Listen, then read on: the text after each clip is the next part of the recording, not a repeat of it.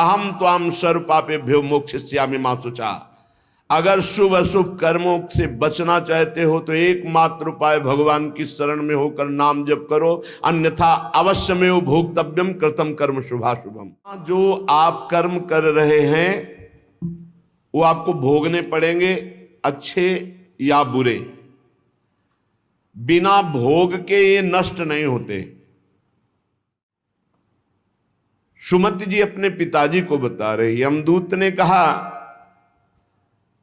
महाराज, मृत्यु लोक में मनुष्य जो पुण्य और पाप करता है बारी बारी से उसे भोगना पड़ता है। बहुत ध्यान से सुनोगे तो आपको बड़ी सावधानी प्राप्त हो जाएगी। जो छोटी मोटी गलतियां आप हंसी खेल में करते हैं वो भी आपको दंड भोगना पड़ेगा। ये पाप और पुण्य बिना भोगे नष्ट नहीं होते कि आपने पाप कर दिया और दान दे दिया तो वो पाप कट गया, ऐसा नहीं है। पुण्य का अलग विभाग होगा, पाप का अलग विभाग होगा। अगर काट सकते हैं तो सिर्फ भगवान काट सकते हैं। भगवान का भजन काट सकता है, दूसरा नहीं। लाखों जन्मों में जो तुमने पाप और पुण्य किया है, जो एकत्रित है, उसका नाम है संचित कर्म। संचित पाप और पुण्य। और उससे जब मनुष्य शरीर मिलता है या जो शरीर मिलता है, उससे जो हिसाब निकाल करके कुछ पुण्य और कुछ पाप, उसे प्रारब्ध भोग कहते हैं। फिर यहां कर जो नवीन कर्म किया जाता है उसे क्रियमाण कहते हैं। मनुष्यों के लिए जो उनका जमा हुआ पाप और पुण्य है वो अंकुरित होकर बढ़ता रहता है, ब्याज दर ब्याज। बहुत दुर्गति होती है, इसीलिए बहुत जन्म हम भोगे तो भी अपने संचित कर्म को नहीं भोग सकते। जैसे बीज मिट्टी और जल की आकांक्षा करता है तभी वो उत्तम वृक्ष रूप धारण करता है, ऐसे ही पाप और पुण्य उसे प्रेरित करके पुनः पाप करवाता है, प्रेरित करके पुण्य पुनः पुण्य करवाता है। अगर पाप कर्म में रहती है तो पाप पर पाप, पाप पर पाप, और ये एकत्रित होकर वृक्ष रूप होकर समय स्थान वो निश्चित करेगा। पाप तुम्हें कहां दंड देना है, समय स्थान।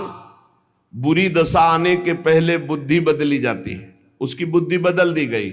आप ना आवे आप पर ताई तहां ले जाए, वो वहीं ले जाएगा, उसी स्थान पर मारा जाएगा, उसी स्थान पर जो दंड उसे मिलना मिलेगा। जैसे आपने छोटा पाप किया तो आपके चलते समय पैर में कांटा चुभेगा और दुख होगा। कांटा निकाला गया, थोड़ी दिन वहां दर्द रहा, खत्म हो गया, आपका पाप क्षय हो गया। छोटा पाप कोई, आगे बताया जाएगा कौन कौन से पाप से कैसे कैसे दंड मिलते हैं। अब अगर आपसे थोड़ा बड़ा पाप बना है तो वही पैर में लोहे की कील बनकर चुभेगा, कांटे की जगह लोहे की कील, अधिक दुख होगा। और बड़ा पाप बना है तो खजूर का कांटा, बड़ा कील, ऐसे आपके पैर में चुभ। बिना पाप कर्म के कहीं भी किसी को कोई भी दुख नहीं हो सकता। सिर में दर्द होना, आजीवन पूरे जीवन सिर का रोग हो गया कि वो दर्द ही होगा 2-4 दिन में, 10 दिन में, पाप का कारण। अपथ्य भोजन, सर्दी सहन न होना, गर्मी सहन न होना, हर समय हृदय जलते रहना, पाप का लक्षण। भिन्न भिन्न पाप भिन्न भिन्न प्रकार के दुख देते हैं दीर्घ काल तक। शस्त्र और अग्नि आदि का भय ये पाप के कारण होता है। अनेक जन्मों के संचित पाप कोई इसी जन्म के केवल नहीं है, वो केवल मंडराते रहते हैं आकाश में दंड देने के लिए, समय इंतजार करते हैं।